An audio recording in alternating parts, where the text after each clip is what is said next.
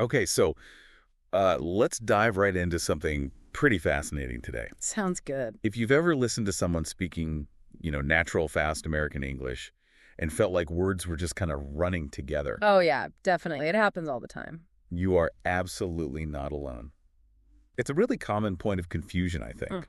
Mm. We've been exploring some great source material notes and examples that get right to the heart of why this actually happens. That's exactly what we're looking at. These techniques, often called linking and blending, Right. it's basically how sounds connect between words in, well, casual everyday speech. And it's a Yeah. huge part of the rhythm and flow. Right. Like Oh. when you say words slowly, individually, like see, then there's a clear stop, right? Yeah, a definite separation. But put them together in a sentence, normal pace, and you often hear something more like see it. Exactly. Or like turn off becomes turn off. Uh-huh. And pick it up. Yeah. That might sound like puckied up. Yeah, pikey. Our notes really break down these connections pretty well. So the goal here, it isn't necessarily to get you, the listener, to change how you speak. Not at all. It's more about giving you a kind of shortcut. A shortcut to understanding spoken American English better. Right. Absolutely. Once you recognize these patterns, that fast speech starts to make a lot more sense. Think of it as decoding,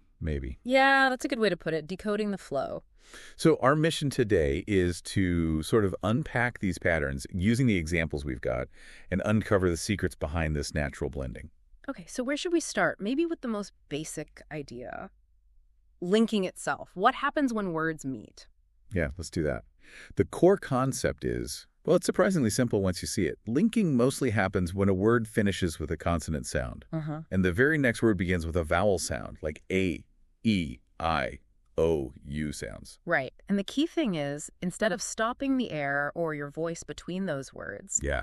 the sound of that final consonant it just carries straight over. It connects to the vowel sounds starting the next word. No pause. Ah, okay, so that's the why behind the smoothness. It's almost more efficient for your mouth. Exactly. It's physiologically easier. Saying see it with that stop. It requires restarting the sound. But see, it just keeps the flow going. Right. This seamless connection is what makes speech sound faster, and it really contributes to what we perceive as fluency. Gotcha. So our notes, they highlight this with some classic examples, right? You just mentioned see it sounds like see it. Yeah. And others include do it, turning into do it. Do it. Okay. Go on, often sounding like go on. Go on. Yeah, I hear that little W sound sneak in. We'll probably get to that. We will. And that one we mentioned earlier, pick it up. Becomes pickied up. Pickied up. You can really hear that last sound of the first word just latching on to the start of the next one. It's like it's grabbing hold. Totally. And the source material suggests a great way to practice recognizing this. You take simple sentences and deliberately link the sounds. Start slow, then build up speed, like these. Okay, like, can you see it? Or, I'll do it tomorrow. Let's go. Want a trip? Pick it up from the floor. Right. So you almost exaggerate the link first, then say it naturally. Exactly. It just trains your ear to, anticipate that connection is coming. So digging a bit deeper then into this connecting consonants to vowels, it's really about that glide you mentioned. Yeah, it's like the consonant sound just slides right into the vowel. No break. Our notes give even more common examples of this happening. Okay, like what else? Well, get it becomes get it. Get it? Makes sense? Take off often sounds like take off. Take off, yep. Shut up, you hear shut up. Notice the tit changes there a bit. Oh, right. It softens, almost like a D. Shut up. Yeah, that's called flapping. We can touch on that more. And longer ones too, like turn it on becomes turn it on. Turn it on. Wow, okay. Multiple links there. Uh-huh. And put it in can sound like pitadin. Again, that tit becomes a D sound. Tutudin. Yeah. It really flows. So the practice sentences for these would be like, Let's see. Get it over there. take off your shoes. Shut up and listen. You hear that? Shut up. Finally, turn it on now. Hear the Come on it. And so the advice is the same. Repeat them, maybe twice, getting faster. Exactly. Slow, emphasizing the link, then faster, more naturally. It really helps internalize the sound. Okay, so that's consonant to vowel linking. But you mentioned earlier that sometimes with vowel to vowel connections, like in go on, a little sound pops in. Yes, exactly. Building on that idea of sounds gliding together, sometimes there's even like a little extra sound that helps smooth things over. It acts like a tiny bridge. A bridge sound. Interesting. Yeah, often called bridge sounds. Our notes specifically point out how sounds similar to W or Y can appear, especially after certain vowel sounds. Okay, so this might be surprising if you're really listening for just the words as they're written. Totally. Like the example, I saw it. Yeah. It can often sound like, I saw wit. That little U isn't technically in the word saw. No, it's not. But it naturally connects that aw sound to the I in it. Saw wit. Okay, I hear that. And you mentioned I, too. Yeah, similarly, like he is might come out as he is. He is. Right, the I connects the E sound to the I sound. Exactly. And you see this happen with some of our earlier examples, too. The ones where the first word ended in a vowel. Remember, go on. Yeah, became go one.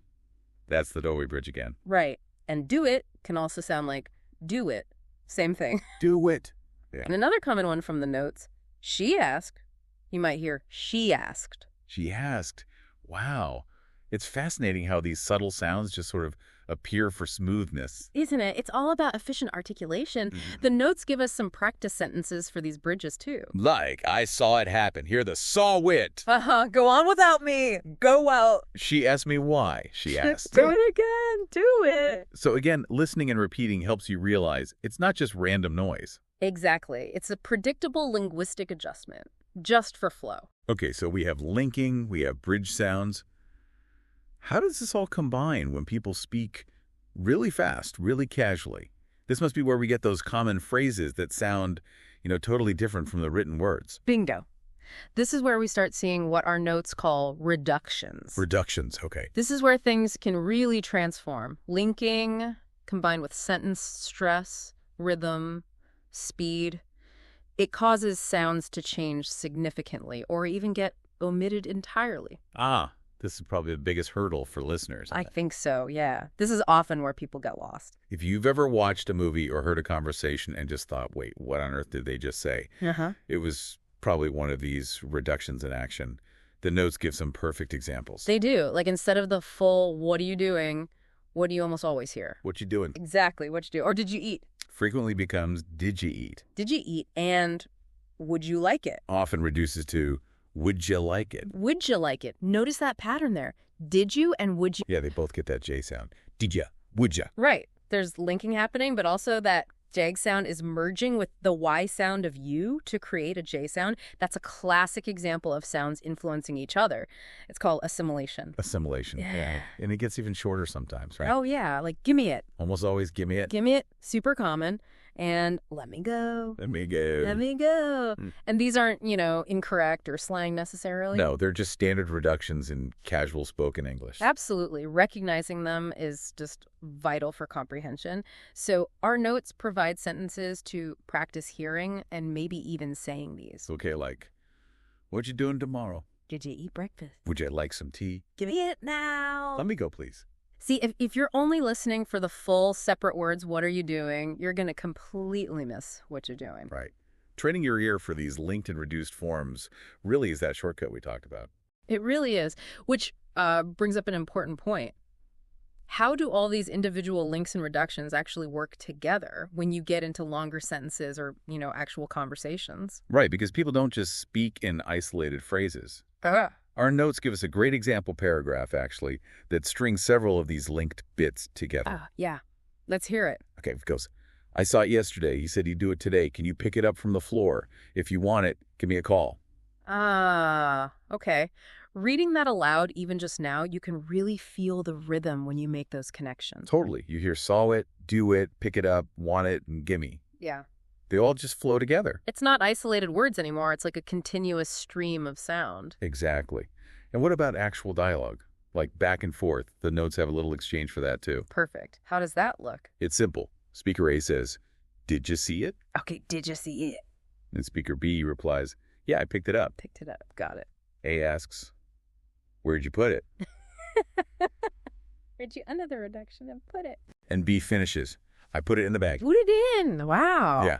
So if you think about decoding that quickly, you're hearing, did you see it, picked it up, where'd you put it in? It's just this rapid fire sequence of linking and reduction. That is the sound of natural conversation. Absolutely. It makes such a difference when you can anticipate those connections. So to help really nail down recognizing these patterns quickly, our notes wrap up with A kind of quick-fire drill, right? Yeah, it's a great way to test your ear. It pairs the sort of standard separate words with the common linked or reduced form. Okay, let's try a few. Listen for the transformation. First pair. See it becomes E, see it, easy enough. Next. Go on becomes go on. Go on with that W bridge. Okay. Put it becomes A. Put it. Pooed it. Ah, there's that changing to a Ned sound again because it's between vowels. Exactly, that flapping we mentioned. Same with the next one. Which is a... Do it becomes do it. Oh, wait, no, sorry. That one's CST. Goop, my mistake. It's do it. Okay, do it. Good catch. But this one changes. Shut up becomes, yeah, shut. Yeah. Another flap. T to D. Then the reductions. Let me, it becomes, Right. give me becomes gimme. And would ya becomes would ya. Would ya. Right. And hearing them quickly in sentences helps too. Definitely. The notes give these quick ones. Can you see it now? Go on without me. Put it in the car. Be order. Shut up and listen. Shut up. Would you believe it? Yeah, practicing those quickly really helps solidify your ability to just hear those forms instantly without even thinking about it. Okay, wow. That was a real deep dive into how American English actually sounds when it's spoken naturally, wasn't it? It really was. We've seen how consonants at the end of words link up seamlessly with vowels at the start of the next word. Right. And how those subtle little bridge sounds like W and Y can kind of pop in to smooth things out even more. Plus, we explored how these linking principles, when you add speed and rhythm, lead to those really common reductions like, whatcha, didja, give me. And that fascinating T becoming an odd sound, that flapping between vowels like in puted or shut up. Exactly. Understanding these techniques is, well, it's fundamental. Yeah, because they create the natural rhythm, the flow, the speed that you encounter in real American conversations, like every single day. Totally. So what does all this mean for you, the listener? Well, it means that fast speech doesn't have to be this big mystery of just mumbled sounds anymore, right? Exactly. You now know what you're listening for. You're listening for the connections, the glides, the reductions. It's like having a decoder ring. It really is. It's a powerful tool for improving your comprehension significantly. It truly feels like a shortcut. You shift from trying to hear every single separate word, which is exhausting and often impossible, to understanding the continuous stream of sound, the way it actually flows. Precisely. And, if you do ever want to work on sounding more natural yourself, recognizing these patterns is absolutely the first step. You have to hear it before you can do it. Makes total sense. So maybe here's a final thought to leave you with, something to mull over. Okay. How does simply listening for these connections, just noticing them in the English you already hear around you, maybe in movies, other podcasts, conversations you overhear, how does just noticing instantly change your understanding of what's being said? Even if you don't try to change how you speak at all. Exactly, just by tuning your ear differently. And taking a step further, what other hidden rules, what other patterns of spoken language might be out there just waiting to be unlocked if you start paying a little more curious attention?